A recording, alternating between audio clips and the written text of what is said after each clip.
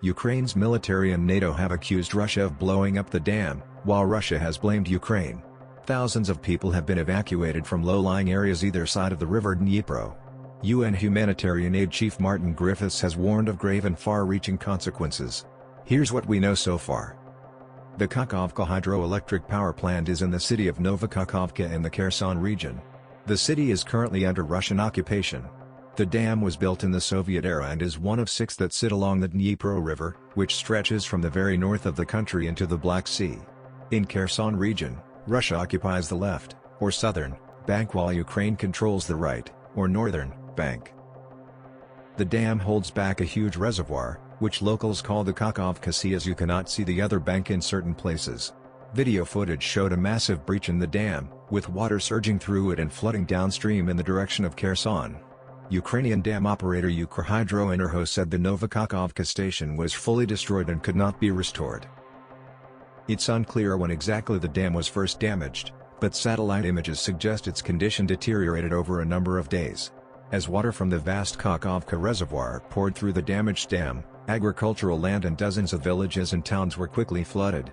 Thousands of people from both sides of the river have been evacuated from their homes, but the full scale of the disaster is not yet clear. There are also major environmental concerns. The river has been contaminated with 150 tons of industrial lubricant, said President Volodymyr Zelensky, and another 300 tons was at risk of leaking. Agricultural land has been washed away and the consequences of the flooding on local farmland is likely to be felt for years. It's not yet clear what caused the breach in the dam, but Ukraine's military has accused Russia of deliberately blowing it up. Moscow may have feared that Ukrainian forces would use the road over the dam to get troops across the river into Russian-held territory, as part of a counter-offensive. Mykola Kalinin, chief engineer at a hydropower and water management engineering company in Ukraine, Ukhrhydro Project, claimed that an explosion was the cause. The dam, he told Ukrainian data journalism site XD, was built to withstand a super-powerful impact from the outside. Mr. Kalinin concludes that it was mined from the inside. But Kremlin spokesperson Dmitry Peskov blamed Ukraine, calling it an act of sabotage that would deprive the Crimean Peninsula, an area annexed by Russia in 2014, of water.